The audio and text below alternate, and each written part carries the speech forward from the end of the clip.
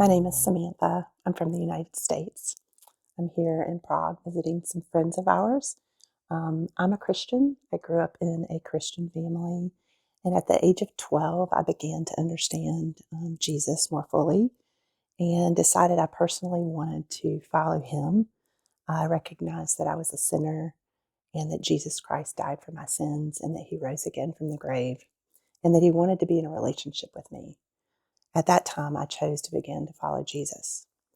Fast forward till now, a lot of years later, I'm a wife, a mother, a daughter, an attorney, and a therapist. Part of my professional work, and even as a parent, is often addressing problems and looking for ways to solve them. I wanted to read a set of verses from the Bible in Psalm 23 that have become very real to me most recently in my life. Psalm 23 says, "The Lord is my shepherd, I shall not want. He makes me to lie down in green pastures, and he leads me beside still waters. He restores my soul. He guides me in paths of righteousness for his name's sake. Even though I walk through the valley of the shadow of death, I fear no evil, for you are with me.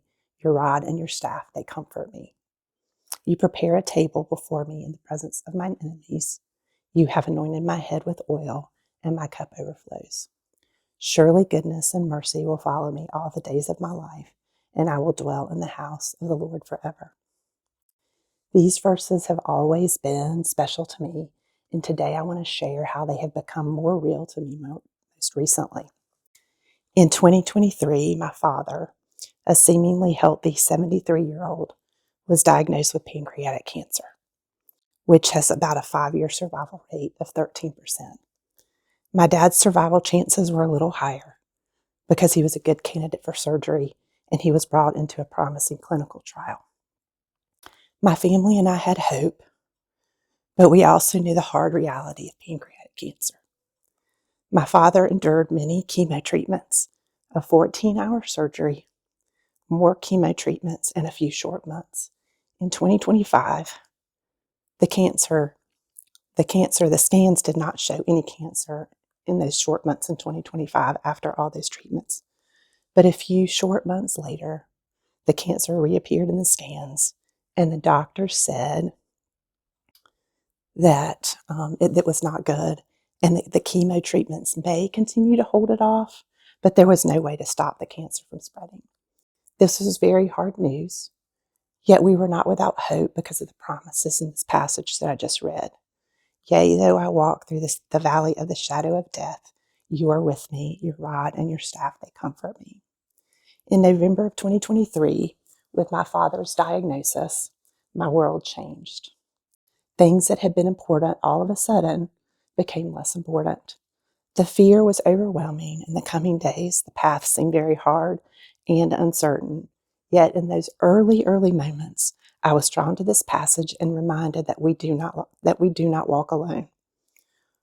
While this journey has certainly been a valley, it has also been full of the evidence of God's unwavering presence. The first thing I want to mention is his presence in my life as comfort. Through many hospital stays, surgery, chemotherapy treatments, weakened immune system that brought on infections, in all those moments I felt God's peace providing strength when my own strength was very low or even non-existent. Knowing that God was not surprised by this and was present during it all was so very comforting. I saw this cancer and the potential loss of my father as a life storm and was reminded of the story in Matthew 14:22 through 33. Here, Jesus had gone off to pray, and his disciples were in a boat on the water. Later, in the boat, the disciples saw a man walking on water towards them. And they were really afraid and terrified. And there was a disciple in the boat named Peter who recognized that it was Jesus walking on water. And he asked Jesus if he could step out of the boat and walk towards him on the water. And Jesus said yes. Peter got out of the boat and started to walk on water, staying fully above the water and walking on the surface of the water.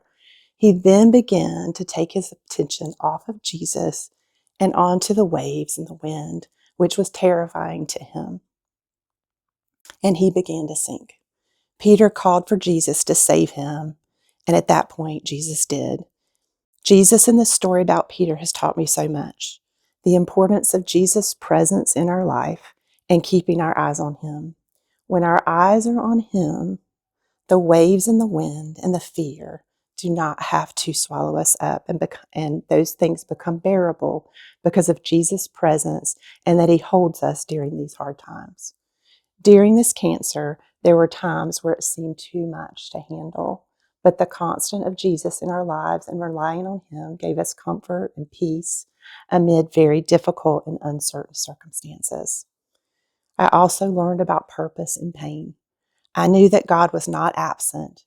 Even if full healing was not part of God's plan for my family and my father, I could rest in knowing that he would use this to refine my faith, the faith of others in my family, and even my dad, allowing us to make solely leaning on him the sole purpose of our life.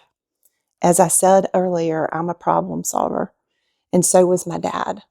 I remember a conversation that we had out on his back porch pretty far along in the cancer surgery, and we talked about how both of us were problem solvers and that we are usually able to solve a problem. We both recognized there in that moment that there was nothing that we could do and that his cancer journey was in God's hands and we could trust that.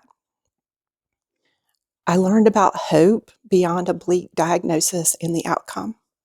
My ultimate hope became not just for physical healing on this earth, but God widening my view to see that in light of eternity and the promises of life in heaven with him for those who trust him, this journey has made heaven feel much closer and more real. In all of this, God reminds me that he is my shepherd. He is present in the very deep valleys, and my dad's cancer journey and death was not a defeat. It was hard, sad, overwhelming, but it was a place where God's grace was very present and still very sufficient. Yea, though I walk through the valley of the shadow of death, he comforted me. I was able to experience his goodness and mercy and continue to experience his goodness and mercy all the days of my life.